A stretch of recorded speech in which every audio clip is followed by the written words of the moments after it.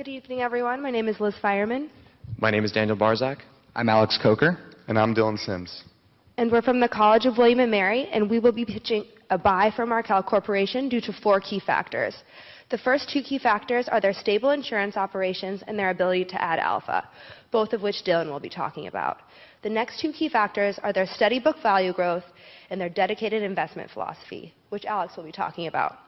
With these 4 key factors in mind, we believe Markel is a strong buy with an implied share price of $510. This is a 27% premium over their current market price. Daniel will be elaborating on how we calculated this implied share price later in the presentation.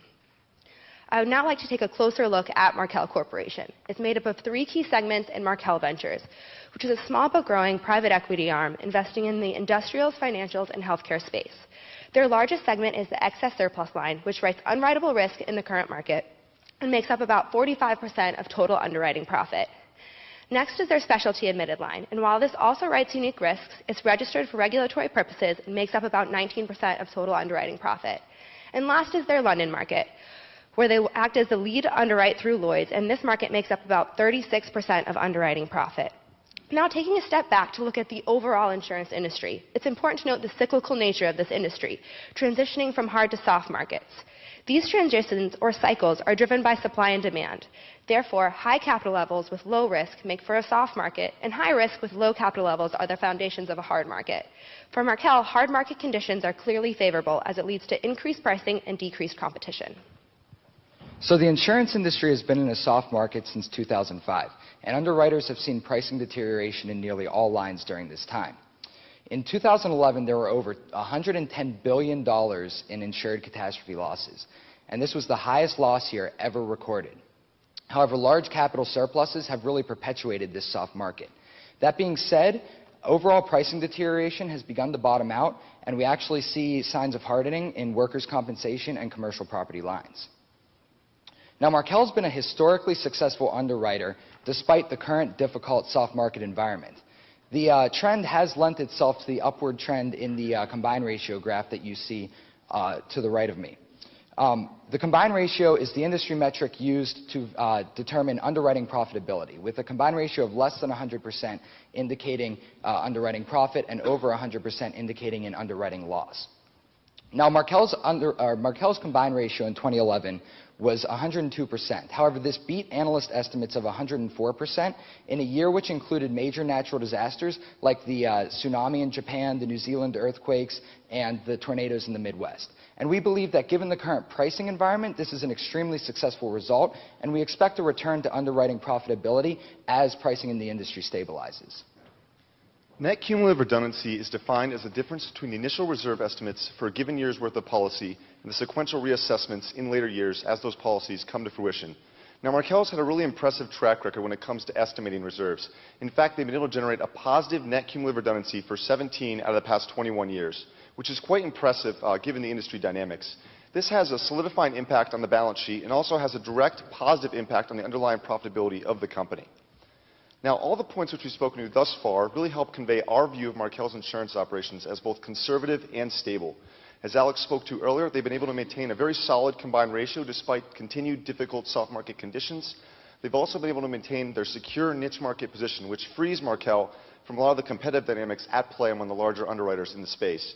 Now, these factors, when combined with all of our other points thus far, really help convince us that Markel's insurance operations are well positioned to outperform in a coming hard market. So Markel's stable and conservative insurance operations are really the foundation on which they've been able to grow book value at such high rates throughout their history.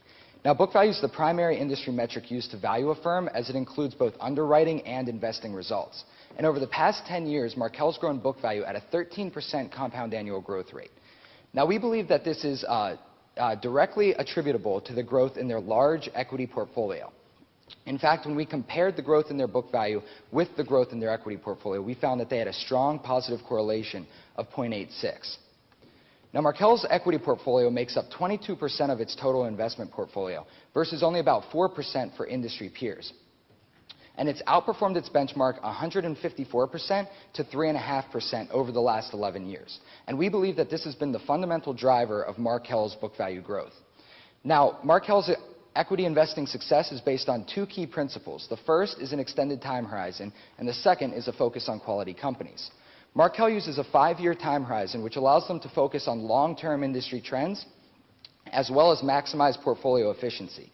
Additionally, they focus on quality companies with talented and committed management teams that have histories of generating returns for shareholders. Now, as I'm sure many of you can imagine, we were very curious as to how Markel generated their alpha over such an extended period of time. So we decided to dig deeper. In order to do this, we first compiled quarterly 13F statements going back over the entire stated 10-year period of their investment period. We then imported these onto the Morningstar platform and performed an equity attribution analysis. And the results, as you can see on the charts beside us here, the blue bar represents active return in the Morningstar universe, or alpha for our purposes, is the sum of the previous two components. So the green bar represents market timing component of alpha, and the red bar represents stock selection component of alpha. Now, the first thing that really stood out to us, of course, is that when you exclude 2011 for incomplete data, the Markel team was able to generate a positive alpha in 8 out of that 10-year period, which, as we all know, was an extremely tumultuous time in the equity markets and is an impressive feat in and of itself. Next, we really wanted to look for the individual stock selection component of alpha. And sure enough, in the majority of these years, far and away their greatest component of alpha was the individual stock selection component. And this really helped convince us that, yes, the Markel team has demonstrated superior individual stock selection ability. After considering several different traditional valuation methodologies, including trading comparables and the discounting of cash flows and dividends, we determined that an appropriate means of valuing Markel is through a sum of the parts analysis. To perform the sum of the parts analysis, we broke Markel down into its 3 key segments: their insurance operations, their investment portfolio, and Markel Ventures, their private equity arm. To value their insurance operations, we took a 5-year trailing average combined ratio and applied that to the trailing 12-month earned premiums. We then applied an industry standard earnings multiple to those earned premiums to arrive at a total value of $1.5 billion. To value the investment portfolio, we simply netted the market value of the debt and equity securities on the balance sheet with the insurance and annuity liability on the balance sheet to arrive at a total value of $2.1 billion. To value Markel Ventures, we determined an appropriate EBITDA multiple by running a screen for companies with a similar profile to those in the Markel Ventures portfolio. We then applied that EBITDA multiple to their trailing 12-month EBITDA and arrived at a total value of $320 million. After aggregating these 3 parts, we determined that Markel is truly worth $3.9 billion, or $407 a share. However, we feel that there is one key aspect of Markel's business and story that is not encapsulated in the sum of the parts analysis, and that's their historic, proven ability to generate alpha consistently. We sought to quantify this aspect of their business and story and apply it to our sum of the parts analysis. To do this, we performed a modified discounted cash flow analysis in which we projected the value of their equity portfolio out 5 years, extracted alpha, and then discounted that back to the present. To determine principal additions to the portfolio, we took every basis point of combined ratio less than 100% and directly funneled it into the equity portfolio, as stated in the management presentation. We then grew the portfolio at the historic rate of return, extracted alpha from each year of the projection horizon, and then discounted those values back to the present. After summing up these different projection years, we arrived at a total value of $1 billion. After adding this $1 billion to our previously determined sum of the parts, we feel that Markel is truly worth $510 a share. While their ability to generate alpha is a key component to Markel's story, it's not the only component to Markel's story, and we believe Markel is a strong buy for some additional factors.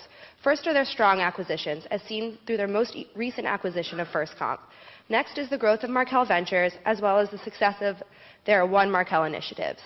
It's also important to note that you are going to be exposed to a number of risks when investing in Markel. The 3 most notable risks are their operational risks, as this is the biggest risk for any insurance company. Markel goes to mitigate some of their operational risk through their conservative reserve estimations. Next is their investment risk due to just the sheer size of their equity portfolio. However, as stated earlier, Markel invests in quality companies over a longer time horizon and has an overall portfolio beta of only 0.91. And last is key man risk, because Tom Gaynor plays a key role on the investment team. However, we believe Gaynor is committed to Markel and has really developed a strategy which his team has built upon. So in conclusion, we believe Markel is a strong buy at an implied share price of $510. This is because where Markel has been, a successful insurance company, where it is now with its growing equity portfolio, and where it will be in a hard market. Thank you.